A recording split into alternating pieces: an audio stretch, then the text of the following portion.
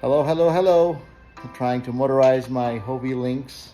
Found this motor that came from Walmart, but the problem was to install it.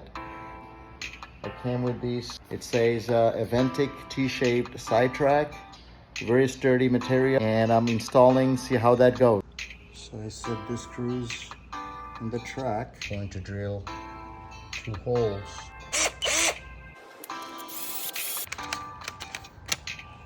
Here we go.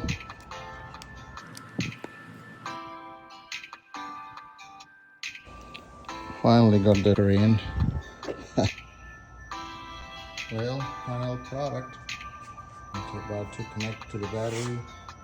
Well, I got it connected. It's going. Installation is complete.